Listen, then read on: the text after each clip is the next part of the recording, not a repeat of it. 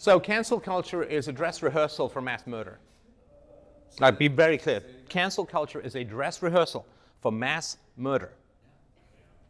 They're seeing if people can be disappeared from social media, and if people accept people being disappeared from social media, then they will accept people being disappeared from the world. When communists get into power, when socialists get into power, they kill us. No kidding, no fooling, and our families are lucky to get away. Yeah, it's a great leap forward off a cliff. Cancel culture is a dress rehearsal for extermination. Yeah, listen, they call it character assassination because it's a rehearsal, right? It's a rehearsal. And the kind of lies that are told about me in the mainstream media, in Wikipedia and other places, are very specifically designed to get crazy people to target me in a violent manner. It's an incitement to violence, right? Because they portray me as such an evil person that's the old, would you shoot Hitler if you, as a baby, whatever it is, right? So yes, it is a sociopathic dress rehearsal for extermination. And it's very, very serious stuff because we want to push back while it's still in the form of language rather than wait until it's guys kicking in your door at 3 o'clock in the morning and everybody vanishing. So yeah, cancel culture is, well, first of all, it's the opposite of culture. See, culture is when you disagree. Otherwise, it's a cult. It's just the first syllable, cult, not culture, right? So culture is when we disagree. And we're allowed to disagree because that's what culture is. It's just conformity, otherwise it's just like ants in a row, it's nothing, right? So when you silence people you disagree with, that's the opposite of culture. That's stagnation, that's decay, and there's a murderousness to it. There's a murderousness to it. But they're changing the definition of the words. They're changing the definition of fascism. The fascism is to violently push someone back from not agreeing with you, but now they're changing it to be labeled to people that are pro-free speech.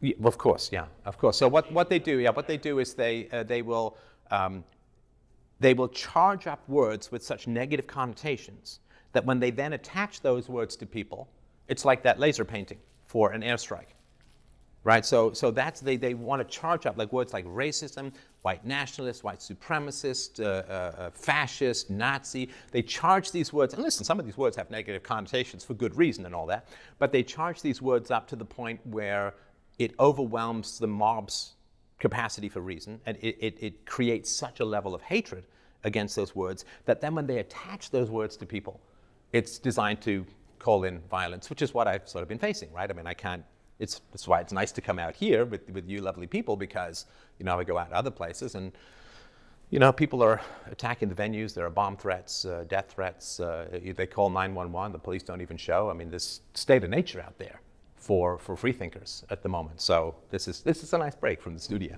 What do you do with them changing the definition of racism? I mean, I'm reading now things like that in colleges that African American students can't even comprehend that deep bias towards Caucasians is a form of racism. Like, are we not a race?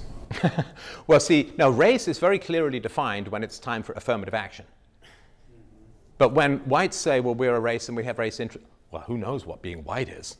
It's like, I don't remember that confusion when the term white privilege was. Nobody said, well, you can't talk about white privilege because white is so undefined.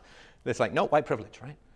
But when then whites say, well, we're our race and we may have particular considerations, particularly when, there's lots of negative views of whites being pumped out there through the academia and so on, suddenly white is this amorphous thing that you can't possibly define. You can see Jared Taylor gets hit with these kinds of things as well, right? I mean, as far as just you have to stand up and speak the truth, I mean, the alternative to standing up is disaster beyond what we can imagine. And understand, too, that the word racism, it's largely invented and deployed by communists in order to sow divisions between the races, right? So we have people of different races here. We're going to have a pleasant and rational conversation, and I don't care about your race, and you shouldn't care about mine. It doesn't matter, right? But if people can come in and say, well, you see, you have to hate me because of privilege, and I have to hate you because of this, and we have something, we don't have this in common, and we don't have that in common. If they can sow these kinds of divisions, they can create civil war, and they can say, hey, man, capitalism failed. Which is like, it's like poisoning your wife and saying, well, I guess she just didn't work out. Now, did she? A couple of more crunches, she'd have been fine, right? So it's, you know, a multiracial society to me, you know, is fine. But if a multiracial society is then has sods of hostility, hatred, and division sown in, then we're doomed. We're doomed. And it's, you know, that's why I push back against this term. There are racists out there for sure, but it should be very sparingly applied.